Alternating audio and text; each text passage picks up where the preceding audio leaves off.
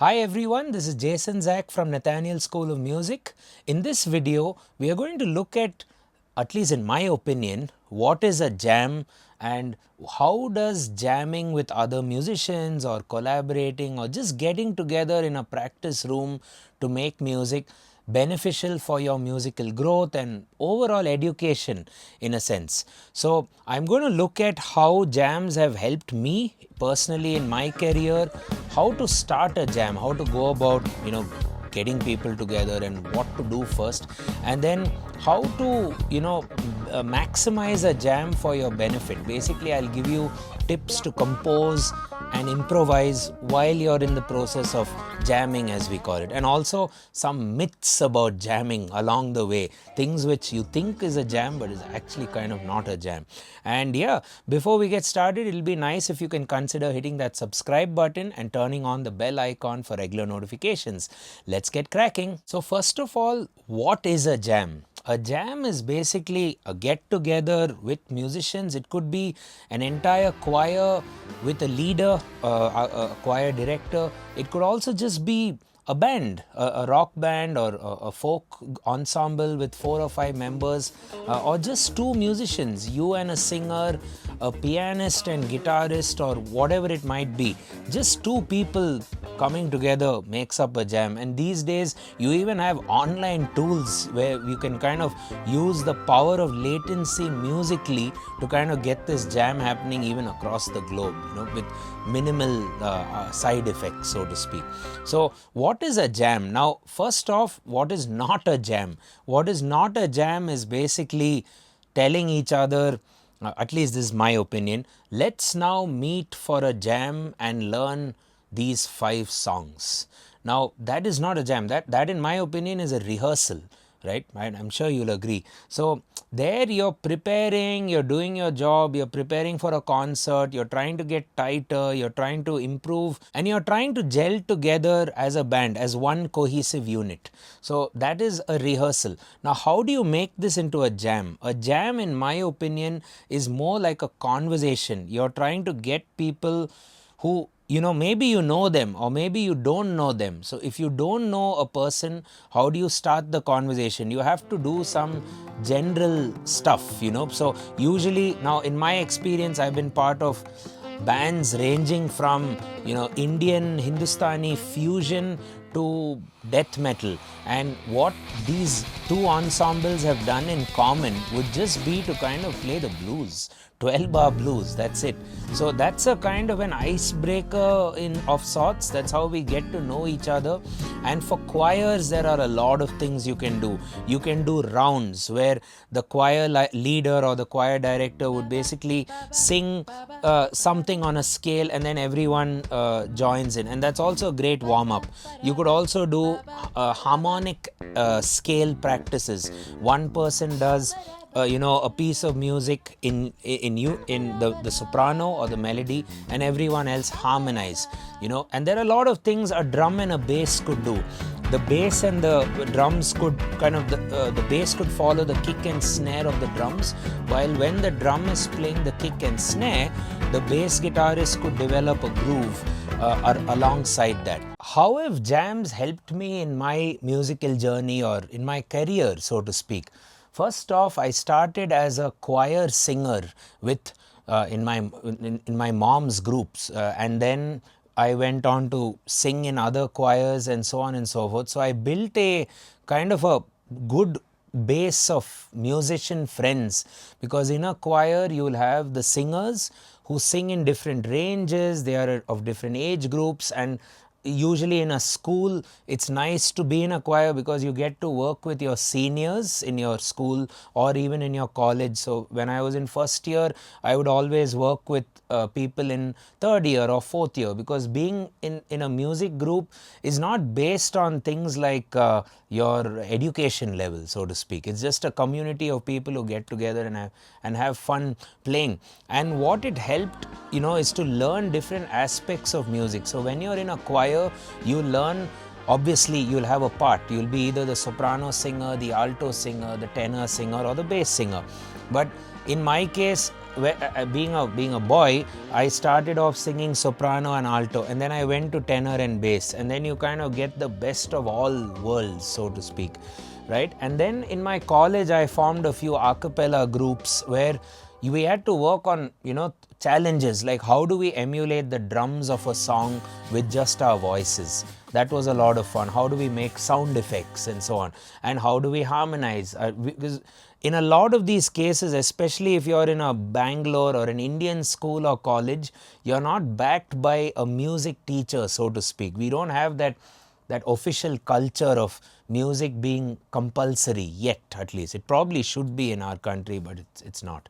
So choir and a cappella really helped me understand that music is a team sport.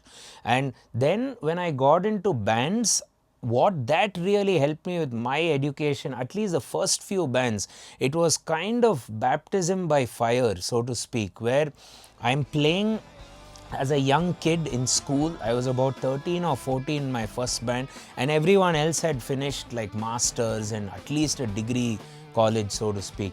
And yeah, the challenge was, first of all, there were some bands who would treat me as a kid or a youngster, and and say things like, if you don't learn these 4 songs by next jam, you're out of the band. And there would be some other seniors who'll actually mentor me. So I tend to improve my communication skills, because deep down I didn't have the confidence as such to deal with day-to-day life situations, but I got the confidence with at least music, because I was able to work with so many age groups. And playing in a band, why I say it's baptism by fire, so to speak, is because when you fail a concert, it's really like you've lost the game, you've lost it, and you feel that it hits you. So that, I think, is way more bigger a motivation than doing a music exam. So I never have done these music exams, so I don't understand that pressure, but I would imagine that playing in a band on stage with thousands of people looking forward to watch you is definitely a challenge. So that definitely helped, and that's why we jammed. And then the other environments where I would jam is, I would jam with guitarists. The guitarists, basically, why I like jamming with guitarists is both of us are chord instruments. I'm a keyboard player, so we can trade off ideas and also go kind of cross genre jamming. So you would have a guitarist who's more into rock, I'm more into country, and when we play together, we kind of fuse the two genres nicely, and we might compose. And then jams have helped me a lot with drummers. So I've been fortunate enough to jam with at least 30 plus drummers in my city, Bangalore, and it just gets you to be better at groove. And as a melodic and a harmonic player, primarily on the piano, it gets me to understand how rhythm works. And when I'm jamming with a drummer, I can explore or experiment a lot more, because I get to decide the chords, I get to decide what tune I'm playing, which raga or which scale I'm in. So in a sense, jamming with a drummer is always useful, and it helped me. I think I remember my first recording, and in the first recording we had to record it with a metronome, as you would know. And the first recording, I didn't even need the metronome, because the drummer had played to metronome, and I just listened to his parts and played. And then I thought, okay, am I bad with the metronome to begin with? And as it turned out, no, I'm kind of good with metronome. So I practiced playing with a metronome by jamming with a drummer. So that was the impact jamming with a drummer left on me in terms of timing. And the final sort of thing which jams have done to aid me in my career would be to help me compose music faster and with a real world perspective. Because when you jam in a room with people, you get to see the reactions of your bandmates when you compose a riff or when you make a melody, and if the vocalist likes the melody, that's a feeling, oh, if my own bandmates liked it, I'm sure we are confident enough to play this on stage. Very different than just composing music alone in your own private setup or home studio or bedroom or living room or whatever. So, and you also make music a lot more faster. So this is how jams have helped me in my, you could say, maybe 3-decade career, so to speak. So a few tips for your band or choir or ensemble to keep in mind when you're composing or improvising during a jam. First of all, don't play what you know. Jamming is not about playing songs. It's not about playing what you have prepared for a rehearsal. Jamming is just having fun, putting yourself on the spot and just going for it. Whatever music that comes out will come out. It could just be a drummer playing a groove and you just end up singing something. You might sing an alap, you might sing, you might compose a melody, you might design a riff, you might play a chord progression following the pattern of the drum kit and so on. So don't play what you know. The whole point is to challenge yourself and do what you don't know.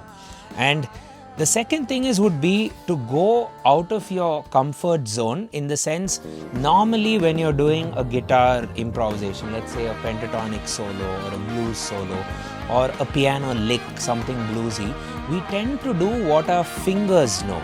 You need to do what is new. So you need to come up with stuff newly. So a great way to do this is to sing and then play. Like you could maybe come up with a phrase, and then you try to emulate what either your bandmates are composing. You should listen to what everyone is doing and not be in your own bubble. So you need to go out of the comfort zone. And the other thing is to think is, I have already done this now for 2 minutes. That same riff is going on now for like 2 minutes. So do something new, figure out a new thing to improvise over. And the last thing, and probably the most important thing when you're jamming or even rehearsing in this day and age with multiple technology tools available for us, is to record yourself as well as your band when you're doing this activity of jamming. What it will do, and also when you record, try to record multi-track. So you record the drums separately, the kick, snare. You never know, it could become a final product also. Guitars separately, vocals, backing vocals. So you want everything to be multi-track, and then you never know what might come up later. It's advisable to never judge yourself live. While you're playing the music, you should never judge yourself. You should judge yourself after the fact, after it's over, probably sometimes giving yourself a week of just doing something else, another jam, and then you come back to this jam which happened a week ago. So record yourself and do multi-track if possible. And the advantage of recording yourself when you jam would be you respect the jam a lot better. Not just the fact that, oh, I'm spending about 600 rupees for a rehearsal room, so because of that I have to do something useful. No, you have to make the time count creatively as well. So for that, when you record it, you will respect the time that you spend. You don't start by playing a lick which everyone knows. Maybe you could, but then you need to build on that. You need to experiment and explore further. A few concluding thoughts about jams in general. Jams are a great way to build a community of like-minded musicians. And that doesn't mean musicians who are only into rock or only into jazz or only into blues. It's just a way to kind of grow a community of musicians in your neighborhood, in your local apartment complex, or wherever in your school or wherever it might be, to be honest. Jams are also the best way to build stage presence, because if you are practicing everything in your house and then you have to go on stage, you don't have any kind of real world scenario to deal with, right? So in a jam, what will happen is you make mistakes together, you realize, well, there will be a weak link in your band in certain cases. Sometimes it is me also. So you really have to figure all that out before you go on stage. Because when you're on stage, you're thinking of the audience and you're thinking of entertaining them. So for that, you have to feel entertained from within, and you have to have fun. So for the best way to have fun is to be 100% sure with your musicality. Jams are one step closer to the eventual performance. So when you do your last jam or your last session before the actual concert, you realize that we are so confident to just walk on stage the next day. So however tired you may be on that concert, you might have a long sound check, it might be very stressful or strenuous, so to speak. You just know that, oh yeah, I jammed a few times, so it's going to carry me forward no matter what, even with probably the worst sound equipment that you would end up getting at the show. And this is very important. Jams make you or force you to work for the music rather than for yourself or for your own goals, to be a to explore or show off your musicality. So it kind of gives you the reality check that, okay, I'm doing this for the other musician. I'm playing my piano to make the drummer sound better. I'm playing my piano in order to make the singer sing better and enjoy herself more, which will then hopefully make the audience enjoy our entire band. Okay, and lastly, jams, in my opinion, leave a long lasting impression. So you never forget a killer jam. You always remember, you can literally pinpoint, okay, that year, that month, you can kind of probably even go to the day and you can recreate that entire experience, and it's an unforgettable experience when you jam, trust me. So what do you do at the end of this talk? Well, find your local musicians, find people near you, find your friends, get your family, why not? Get them all together into a room, learn some tech, learn some equipment managing, or find a cafe, find a place where you can all get together and play your instruments together, and let's jam. More on this later. We are going to showcase a lot more of our students on our YouTube page, so stay tuned. And just so you know, Nathaniel School of Music is all about building a community of musicians. All of our students, at least the locals in our city of Bangalore, get together regularly, jam, and we make music, and that's literally part of our course. It's ingrained in our curriculum. So if you want to sign up for a performance driven course, certificate course, do consider Music Method, which is our flagship 6-month certificate course. Head over to Nathaniel School right now and reach out to one of our course advisors. Thanks a ton for following the video, and I will catch you in the next one. Cheers.